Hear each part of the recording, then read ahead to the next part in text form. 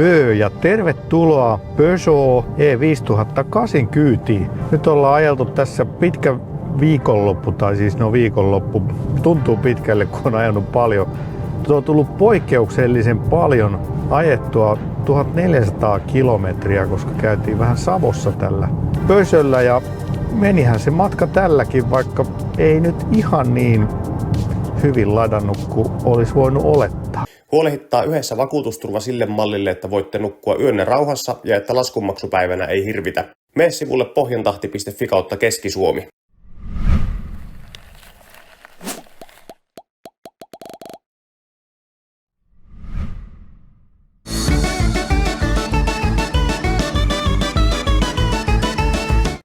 Aloitetaan taas tuosta ulkopuolesta ja sehän on nyt tämän nyky Peugeotin Stellantiksen mukasta, eli aika paljon tuollaista pieniä yksityiskohtia ja paljon teräviä särmiä ja ei oikeastaan mitään sellaista kovin pyöreitä. Tämä on aika särmikäs auto kaiken kaikkiaan ja tämähän on nyt tämmönen isomman luokan SUV, koska kyseessä on nyt 7-paikkainen auto kuitenkin.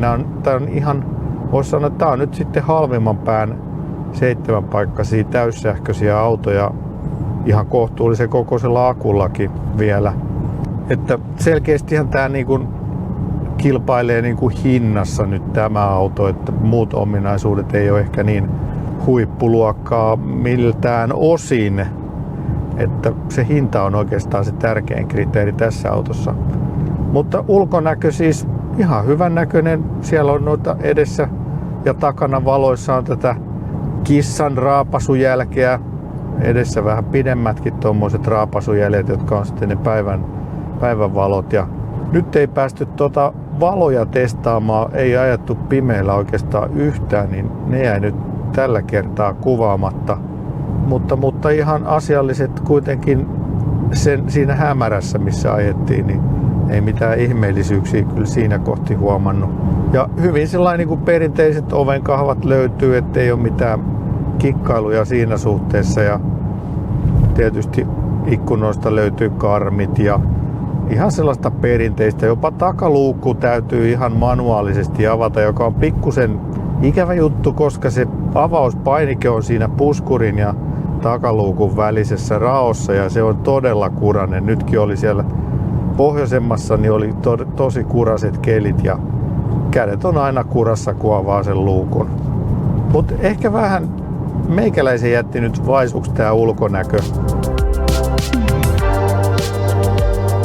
No niin, nyt jatketaan kuvausta sitten pari päivää myöhemmin, kun tuossa edellisessä kuvauksessa niin ei ollut ihan nyt onni matkassa, kun äänen tallennus pätki koko ajan ja ei saatu kuin se alkupätkä, mutta onneksi meillä nyt oli tämä auto vielä tässä muutaman päivän, niin nyt palataan sitten tähän sisätiloihin ja nehän tässä on kyllä aika mukavan väliä täällä etupenkillä varsinkin ja ehkä kuljettajalle se ensimmäinen ehkä nyt pieni järkytyskin on tämä pieni ohjauspyörä.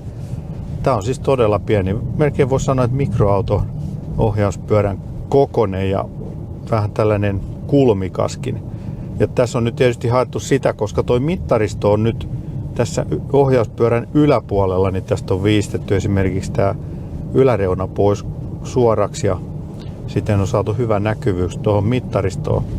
Ja ihan sillä lailla toimiva, mutta mä en kyllä saa tässä oikein sellaista hyvää ajoasentoa. Ihan oikeastaan sen takia, että tämä penkki ei mene riittävän alas. Ja sitten nämä käsinojat jää vähän niin kuin liian alas. Tai sitten toisaalta käsinojat voisi olla vähän ylempänä. Keskikonsoli nyt on niin kuin ok, mutta sitten tämä ovessa oleva kyynärtuki, niin se on vähän niin kuin liian kaukana tuolla sivussakin. Et pitäisi olla vähän leveämmät hartiat. Et sopii varmaan hyvin sitten sellaisille leveäharteisille tyypeille, mutta mun hartialeveys ei ihan riitä tähän. Mä tykkään tästä keskikonsolista.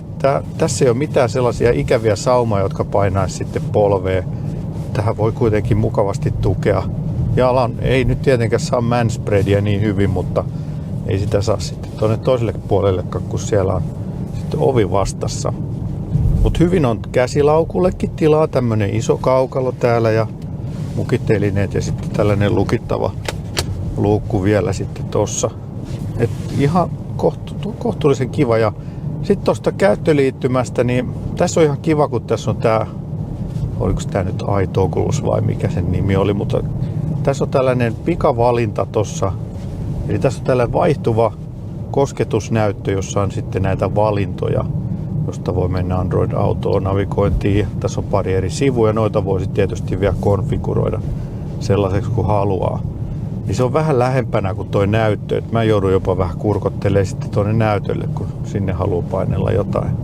Ja tässä on myös muutamia painikkeita sitten tässä keskikonsolissa, noin lämmityksen pikavalinnat, ajomoodit, volumesäädin ja käsijarru. Ja täällä sitten tietysti tää perinteinen Stellantiksen ajosuunnan valitsin ja starttinappula. Ehkä tosta ajosuunnan valitsimesta alkaa kohta aika mennä jo ohi, että voisi jo vähän jotain uuttakin siihen kehittää, mutta tietysti kun on hyväksi havaittu ja hyvin testattu, hyvin toimiva nappula, niin ei kai sitä sitten kannata vaihtaa. Mutta se ei ole kyllä kovin ergonominen, kun se on tuolla kaukana. Aina pitää ehdottaa ohjauspyörästä käsi. Mutta siis kiva tyyli tässä mun mielestä on tällainen hillitty tää kangaskuvio ja tällainen kyllästetty kangas. Tai tuskin ei kauheasti kerää likaa. Niin hyvin tämmönen rauhallinen tää fiilis täällä ja vähän sellainen skandinaavinenkin voisi sanoa. No takapenkillä on ihan hyvin tilaa. Nyt täytyy muistaa, että tää on 7-paikkainen ja sitten keskipenkkiä voidaan vielä liuttaa pituussuunnassa eteen ja taaksepäin. Silloin kun se on ihan takana, niin silloin on aika hyvät tilat, mutta sitten ei kyllä tuonne takimmaiselle 3. riville, niin sinne ei kyllä oikein mahu kuin sit ihan pieniä lapsia. Sitten jos haluaa sinne saada vähän isompi jalkasta tai isompi jalkateräistä ihmistä, niin sitten täytyy siirtää tuota keskipenkkiä vähän eteenpäin. Ja sitten taas keskipenkin jalkatila vähän pienen, että ei tää nyt mitään koripallojoukkueita kuljetella, mutta sellaiseen tilapäiskäyttöön toi 3. rivi kyllä menettelee oikein mainiosti. Ja sitten peräkontti on aika hyvän kokoinen, vaikka siellä on nyt ne penkitkin kaadettuna, niin silti siellä on hyvin litroja. Sitten vielä siellä lattian alla on aika todella paljon lisää tilaa, että sieltä luukun alta niin löytyy hyvät säilytystilat vielä lisää. Ja sen saa myöskin sen verhon sitten sinne lattian alle jemmaa. No sitten mennään tähän ajettavuuteen ja ei tässä nyt varsinaisesti mitään vikaa ole. Mä oon nyt siis ajanut tällä 1400 kilometriäköhän tässä nyt tuli kaiken kaikkiaan tämän viikon aikana ajettu, että poikkeuksellisen paljon kun tuli käytyä siellä Kuopiossa. Ja maantiellähän tää on niinku ihan menettelevä, tai ei voi sanoa noin, erittäin hyvä maantiellä, että tässä ei ole niinku mitään sellaista häiritsevää tekijää. Ja kohtuullisen hiljainenkin, nyt taitaa 90 mittarin mukaan, niin aika rauhallista tää melutaso myöskin. Tämähän on etuvetonen tää auto. Se on ehkä säädetty nyt toi 211 hevosvoimainen moottori sillain, että se ei vetelisi kovin paljon. Että tää on aika vaisu toi kiihtyvyys tuohon tehoon nähden. Että kyllä se sitten jossain tilanteessa pikkusen veteleekin, mutta tällaisessa normiajossa niin aika vakaatahan tää meno on. Mutta ehkä tuo jousitus sitten isommissa heitoissa, niin mitä nyt on varsinkin näitä routaheittoja on tuo pienemmillä teillä, niin se on vähän sellainen jumppapallomainen, eli kun se kerran pohjaa, niin se myös pompauttaa sieltä aika voimakkaasti takaisin, eli se iskuvaimennus ei ole ehkä ihan sillain, ei siinä nyt varsinaisesti mitään vikaa, mutta jotenkin niissä ääritilanteissa ehkä sitten huomaa, että se on aika kovilla jo sitten niissä tilanteissa. En tiedä millainen sitten olisi, jos tämä olisi todellakin täyteen lastattu ja mentäisiin niihin samoihin heittoihin, pomppuihin täydellä kuormalla, että minkälainen se sitten olisi. Et vähän joissain ääritilanteissa vähän yllättävän heittelehtivä tai pomputteleva toi varsinkin takapää. Mutta kyllä tää ihan kiva auto on pitkää matkaa ja ainut, että tää ajoasento nyt ei ole ehkä ihan niin hyvä kuin voisi olla.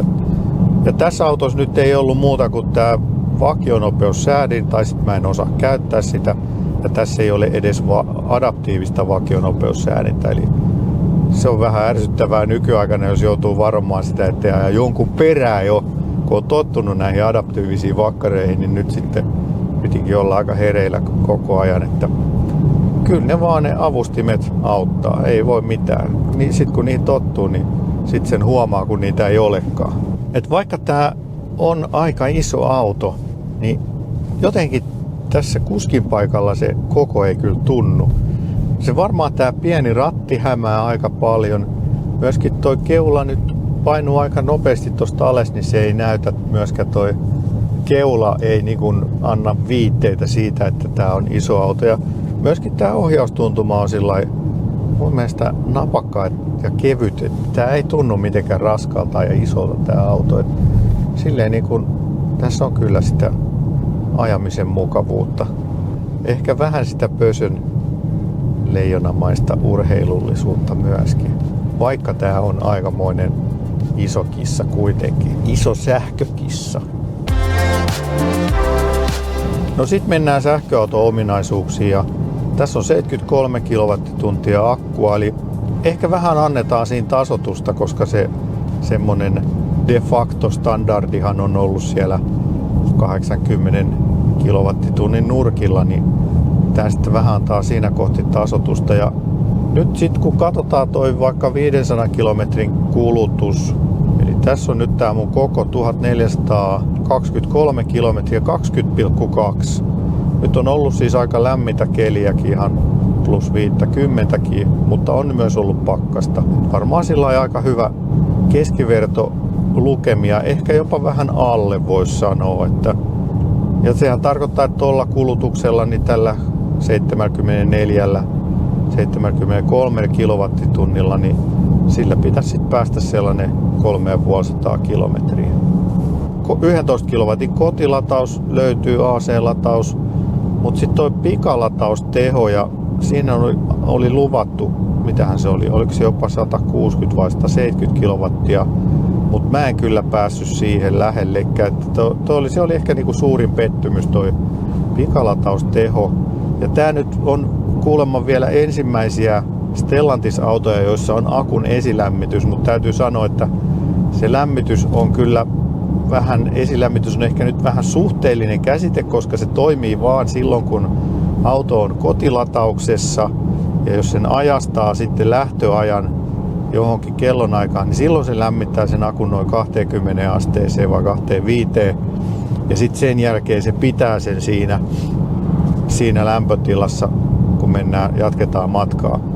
Mutta mä lähdin nyt sitten kylmällä akulla lauantai-aamuna sinne Samon suuntaan, ja ei se kyllä vielä lämmennyt oikein kunnolla siinä ekaslatauksessakaan, ja lataustehot oli kyllä todella siellä jossain 60 nurkilla taisi olla, aika vaatimattomia. Ja sitten paluumatkalla niin toinen lataus oli sitten vasta vähän parempi, että siellä sitten alettiin päästä yli 100 kilowattin, mutta ei silloinkaan hätyytelty vielä niitä maksimilukemia.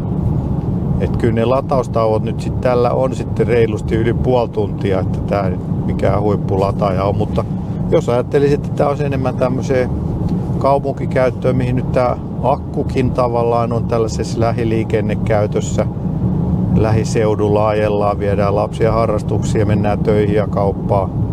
Ja silloinhan tarvitaan paljon tilaa, mutta ei välttämättä sitä toimintasädettä, niin se 3,5 kilsaa päivässä riittää ihan mainiosti. Ja kyllä tällä sinne Lappiin pääsee tälläkin. Niin kun nyt tuli Kuopiossa käytyä, niin ehkä nyt sitten muutama 10 minuuttia hitaampi se reissu, mutta onko se nyt sitten niin vaarallista? Ja yhden polkimen ajo ei löydy. Tätä voi kyllä vähän säätää. Joo, tässä on vähän regeneroinnin säätöä, mutta aika heikko se silti on. Ehkä voisi sanoa, että tämä on tällainen polttomoottoriauton rullaus isolla vaihteella, että eipä juuri hidasta, vaikka nyt on ihan maksimissaan. Se on vähän heikko. Sitten hintapuoli, niin tää lähtee nyt alle 50 000 nämä hinnat, ja siinä mielessä on tietysti niin kuin hinta edellä tämä auto meneekin, että ei nyt heti tuu mieleen, olisiko joku kiinalainen, joku maksus ehkä 7-paikkasena, jonka saa alle 50 000, mutta kyllähän tässä niin kuin istumapaikkoja saa sitten enemmän samalla rahalla kuin monessa muussa merkissä.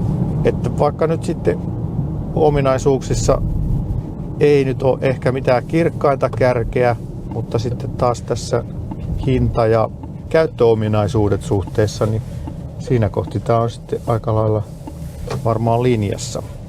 Mutta ehkä niin kuin yhteenvetona, niin mä voisin kuvitella, että tämä olisi kyllä sopinut meidän perheellekin tämä auto silloin.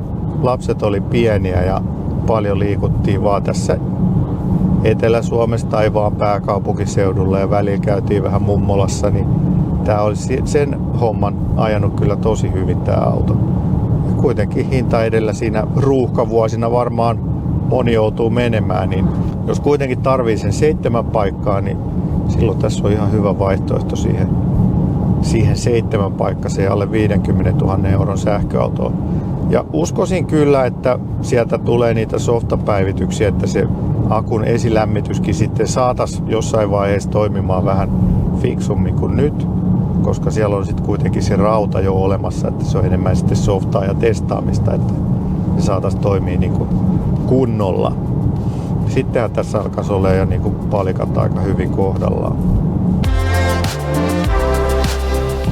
Mutta mitä mieltä sä oot Peugeot E5008? Voisiko tässä olla teidän perheelle, isolle perheelle kulkine vai puuttuko jotain olennaista?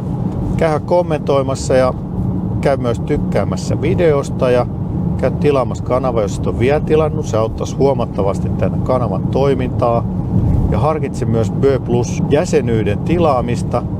Se ei maksa montaa euroa ja sitten saat aina nämä videot ensimmäisten joukossa. Palataan seuraavaan sähköautovideolla. Böi böi! Kyllä mun täytyy vielä sanoa tuosta latausnopeudesta, että kyllä se nyt alkaisi olla Stellantiksenkin aika saada nämä akun esilämmitykset kuntoon. Tähän asti se on ehkä ollut vähän niin kuin anteeksi annettavaa, mutta nyt kun Volkkarikin on saanut ja MEP-alustat ne kuntoon, niin kyllä nyt Stellantiksen näissä, voisiko sanoa lippulaiva-malleissa, niin kyllä näitä nyt pitäisi saada se homma jo pikkuhiljaa kuntoon.